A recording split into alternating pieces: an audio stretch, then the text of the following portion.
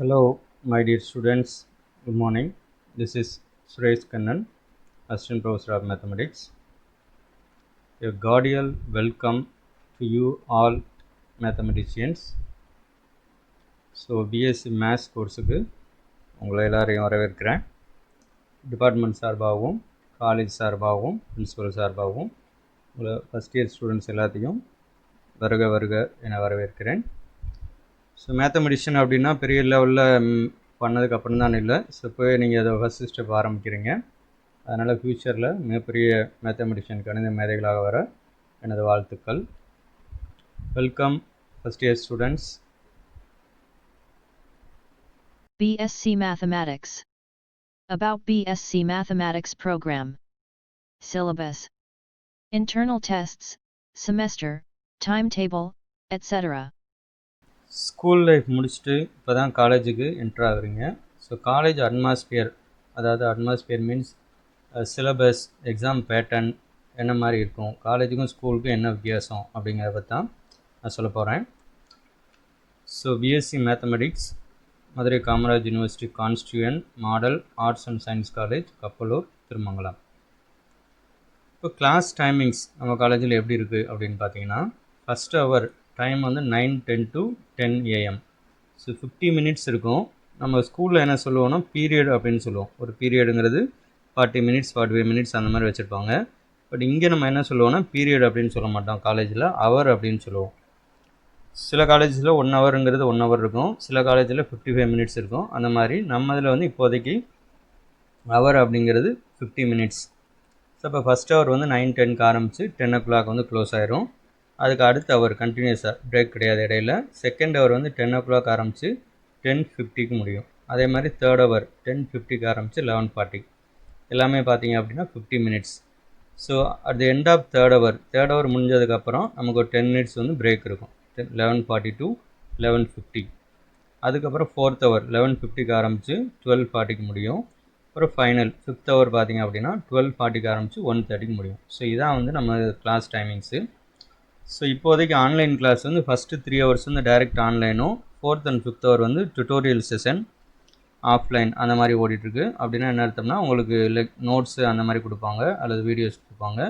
மற்ற கிளாஸ் வந்து மேக்ஸிமம் லைவாக நடக்கும். ஸோ இதான் வந்து நம்ம கிளாஸ் டைமிங்ஸு மாடல். இதுதான், இதை வந்து நீங்கள் ஃபாலோ பண்ணிங்க. அதனால் ஃபஸ்ட் ஹவர் அப்படின்னு சொன்னோம்னா காலையில் 9:10 to 10 மணின்னு அர்த்தம். ஸோ அப்போது காலேஜ் வந்து 9:10க்கு ஆரம்பித்து 1:30க்கு முடிஞ்சிருது இப்போதைக்கு இருக்க பேட்டர்ன் படி. சப்ஜெக்ட்ஸு, இப்போ கோர்ஸ் வந்து பிஎஸ்சி மேத்ஸ் அப்படின்னு எடுத்திருக்கோம். இப்போ எல்லோரும் என்னென்னு இப்போ மேத்ஸ் அப்படின்னா எல்லாமே மேத்ஸ் பேப்பராக இருக்கும் அப்படின்னு நினைப்பீங்க. அப்படி கிடையாது. இதில் தமிழ் இருக்கும். ஃபஸ்ட்டு 4 செமஸ்டருக்கு வந்து தமிழ் பேப்பர். ஒரு செமஸ்டருங்கிறது 6 months. அதில் ஒரு அரௌண்ட் 4 to 5 months கிளாஸ் நடக்கும். அப்புறம் எக்ஸாம் வரும். அப்புறம் திரும்ப இப்போ ஒரு வருஷத்துக்கு 2 செமஸ்டர். அப்போ இந்த கோர்ஸ் வந்து 3 years 6 semesters. அதில் ஃபஸ்ட்டு 4 செமஸ்டர்ஸுக்கு தமிழ் பேப்பர் இருக்கும். அதே மாதிரி இங்கிலீஷ் பேப்பரும் இருக்கும் ஃபஸ்ட்டு 4 செமஸ்டருக்கு. அதுக்கப்புறம் நம்ம மேத்ஸ் பேப்பர் வந்து ஒரு செமஸ்டருக்கு 1 or 2 பேப்பர்ஸ் இருக்கும். ஃபஸ்ட் இயர்லேயும் செகண்ட் இயர்லேயும். தேர்ட் இயரில் வந்து மேக்ஸிமம் 5 or 6 பேப்பர்ஸ் வந்து மேத்ஸ் பேப்பர் இருக்கும். அது போக வந்து ஆன்சிலரி அல்லது அலைடு அப்படின்னு சொல்லுவோம். இந்த மேத்ஸுக்கு பேர் வந்து மேஜர் அல்லது கோர் பேப்பர் அப்படின்னு பேர். அதனால தான் உங்களுக்கு என்ன மேஜர் அப்படின்னா பிஎஸ்சி மேத்ஸ் மேஜர் அப்படின்னு சொல்லுவோம். அப்போ இந்த மேத்ஸ் சப்ஜெக்ட்டுக்கெலாம் என்ன பேருனா கோர் சப்ஜெக்ட் இல்லைன்னா மேஜர் சப்ஜெக்ட் அப்படின்னு சொல்லுவோம். ஃபிசிக்ஸ் அப்படிங்கிறதுக்கு பேர் வந்து ஆன்சிலரி இல்லைன்னா அலைடு அப்படின்னு பேர். ஃபிசிக்ஸ் பேப்பர் ஃபஸ்ட்டு 4 செமஸ்டருக்கு இருக்கும், ப்ராக்டிக்கலாக இருக்கும்.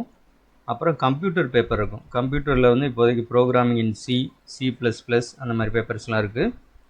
ஸோ இதெல்லாம் வந்து ஃபஸ்ட்டு 4 செமஸ்டரில். 5th செமஸ்டரில் மோஸ்ட்லி வந்து மேத்ஸ் பேப்பர் இருக்கும். அது போக நான் மேஜர் எலெக்டிவ் அப்படின்னு ஒன்று படிக்கணும். அதாவது மேத்ஸ் ஸ்டூடெண்ட் வந்து மேத்ஸ் இல்லாத ஒரு பேப்பர், காமர்ஸ் பேப்பரோ இங்கிலீஷ் டிபார்ட்மெண்ட் பேப்பரோ தமிழ் டிபார்ட்மெண்ட் பேப்பரோ படிக்கணும். அதுக்கு பேர் வந்து NME, நான் மேஜர் எலெக்டிவ் அப்படின்னு அர்த்தம். ஸோ இதான் வந்து சப்ஜெக்ட் பேட்டர்ன். இந்த மாடல் தான் உங்களுக்கு இருக்கும். இதில் தமிழுக்கு வந்து பார்ட் 1 அப்படின்னு சொல்லுவாங்க, இங்கிலீஷ் வந்து பார்ட் 2 அப்படின்னு சொல்லுவாங்க.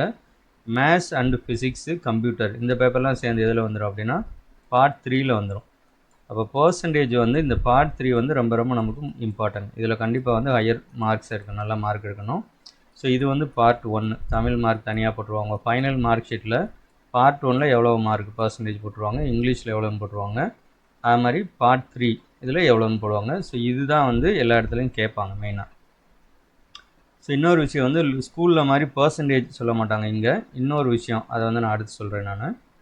ஸோ யூனிவர்சிட்டியோட இந்த ரெகுலேஷன் அண்டு சிலபஸ் இது எப்போ இருந்ததுன்னா 2018-19 ஜாயின் பண்ணுறவங்களுக்கு இதான் வந்து ரெகுலேஷன் அண்டு சிலபஸ் இதாக இருக்கும். ஸோ இது வந்து உங்களுக்கு நம்ம அனுப்பிச்சிடுவோம். Introduction of the programme. இந்த பிஎஸ்சி மேத்ஸுங்கிறத என்ன சொல்லுவோம்னா ப்ரோக்ராம் அப்படின்னு சொல்லுவோம். முன்னாடி வந்து இதுக்கு பேர் கோர்ஸ் அப்படின்னு இருந்துச்சு. இப்போ வந்து பிஎஸ்சி மேத்ஸுங்கிறது ப்ரோக்ராம். அதில் படிக்கிற ஒரு சப்ஜெக்ட்டுக்கு பேர் வந்து கோர்ஸ்.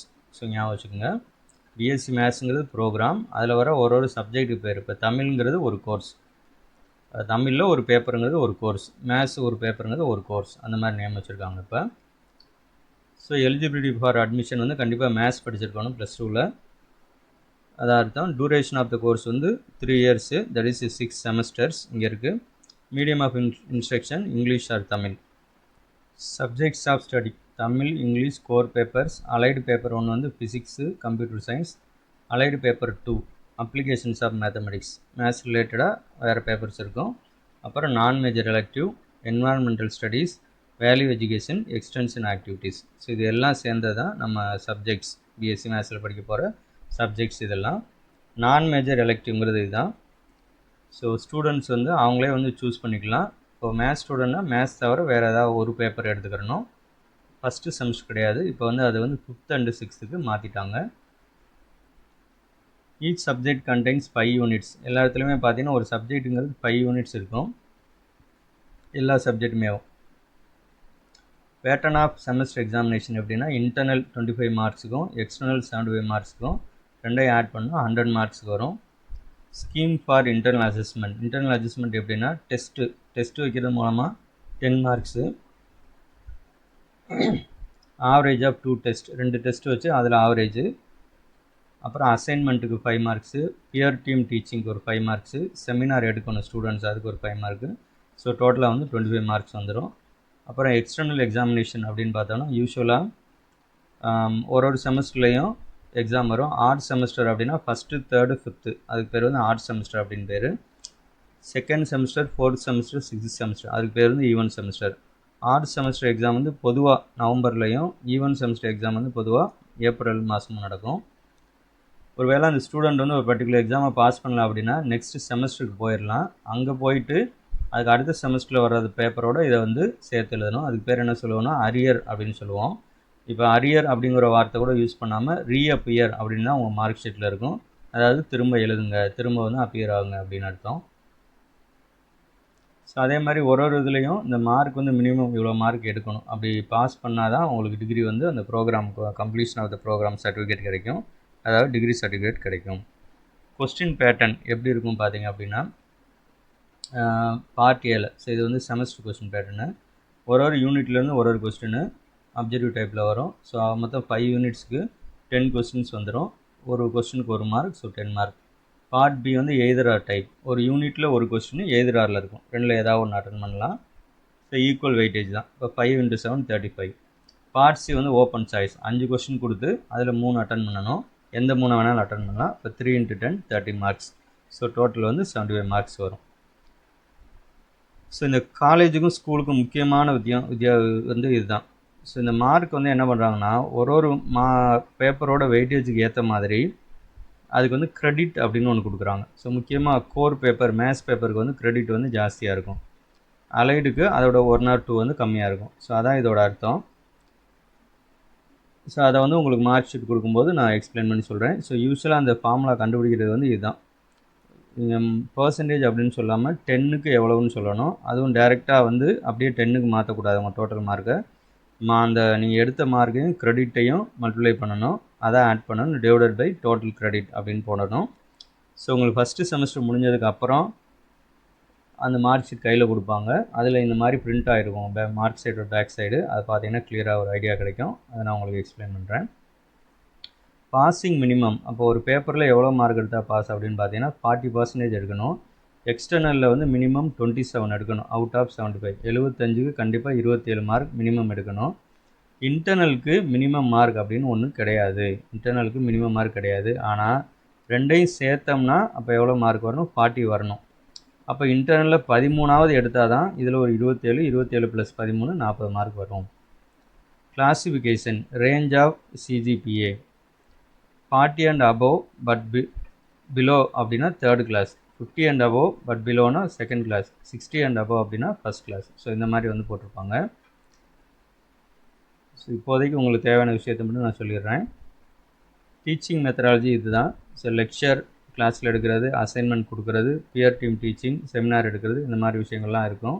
ஒரு டெக்ஸ்ட் புக்கு, ஒரு சிலபஸோட எண்ட்லேயும் டெக்ஸ்ட் புக் என்னென்னு கொடுத்துருவாங்க. அதிலே சிலபஸ் ரெஃபரன்ஸ் புக்கும் கொடுத்துருவாங்க. அப்புறம் ரீடோட்டல் அண்ட் ரீவேல்யூவேஷன். உங்களுக்கு வந்து மார்க் வந்து ஏதாவது உங்களுக்கு இது இருக்குது அப்படின்னா ரீவேல்யூவேஷனுக்கு அப்ளை பண்ணலாம். ரிசல்ட் வந்து 15 டேஸ்க்குள்ளே ரீவேல்யூவேஷனுக்கு அப்ளை பண்ணணும், ரீடோட்டல் ஆர் ரீவேல்யூவேஷன்.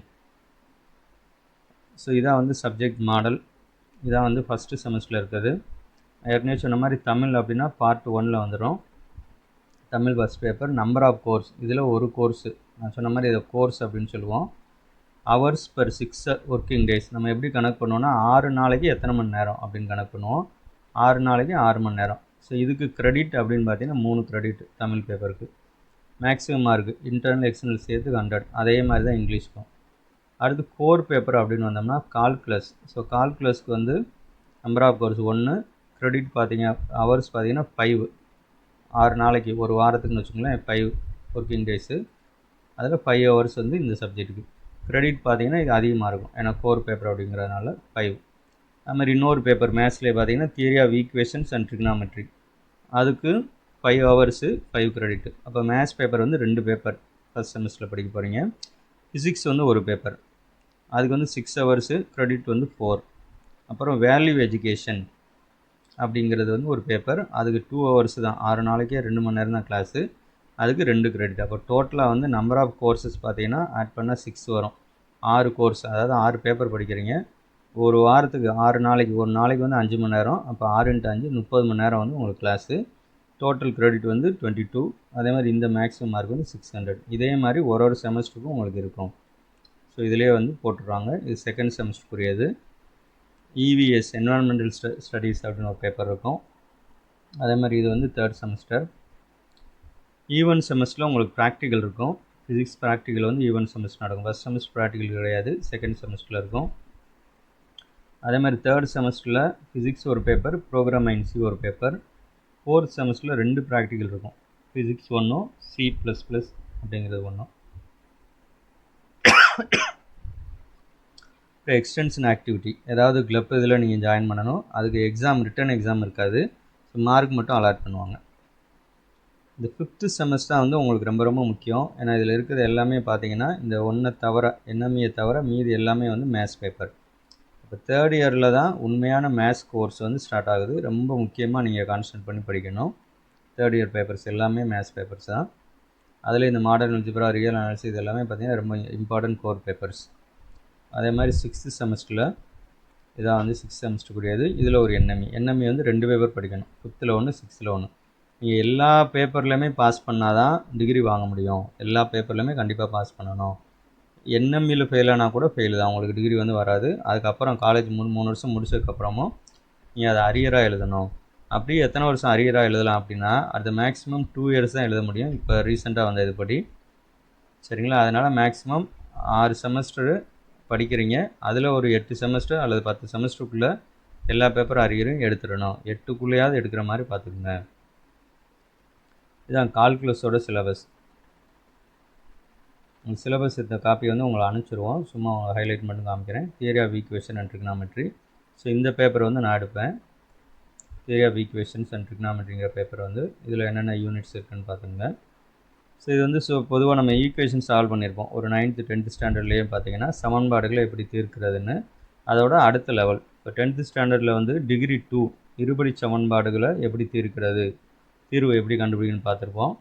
அப்போ அதோட டிகிரி வந்து கூட இருந்தால் என்ன செய்கிறது, அதோட படி வந்து 3 4 அப்படின்னு போனால் அல்லது அதோட அதிகமாக தான் என்ன செய்கிறதுங்கிறது தான் இந்த கான்செப்ட்டு. ஸோ அதோட அட்வான்ஸ் லெவல் தான் இது. அதே மாதிரி ட்ரிக்னாமெட்ரி அப்படிங்கிறது சைன் தீட்டா காஸ் தீட்டா படிச்சிருப்பீங்க. ஸோ இதை வந்து கொஞ்சம் இன்னும் அதுக்கு அடுத்த லெவலுக்கு போகிறோம். இந்த டெக்ஸ்ட் புக்குன்னு ஒன்று கொடுத்துருப்பாங்க. மோஸ்ட்லி இதை நம்ம கவர் பண்ணாலே போதும். அப்புறம் அதுக்கும் மேற்கொண்டு நம்ம பார்க்கணுன்னா ரெஃபரன்ஸ் புக். ஸோ காலேஜ் அப்படிங்கிறது மார்க் பேஸ்டாக படிக்காமல் நீங்கள் நாலேஜ் இம்ப்ரூவ் பண்ணுறதுக்காக பாருங்கள். ஏன்னா இதில் வர நிறைய இது வந்து பார்த்தீங்கன்னா நிறைய காம்படிட்டிவ் எக்ஸாமில் வரும். பிஎஸ்சி மேத்ஸுக்குன்னே டிஎன்பிஎஸ்சியில் சில எக்ஸாம்ஸ் வந்து இருக்குது. அது எழுதணும்னா நீங்கள் பிஎஸ்சி மேத்ஸ் கண்டிப்பாக படிச்சிருக்கணும். ஸோ இந்த பேப்பர்ஸ்லாம் வரும். அதனால் நீங்கள் வெறுமனே ஒரு செமஸ்டருக்கு படிக்கிறோம், மார்க்காக படிக்கிறோம்னு நினைக்காம இது காம்படிட்டிவ் எக்ஸாமும் நம்ம பின்னாடி எழுதிக்கலாம், அதுக்கும் யூஸ் ஆகும் அப்படின்னு நினச்சி படிங்க.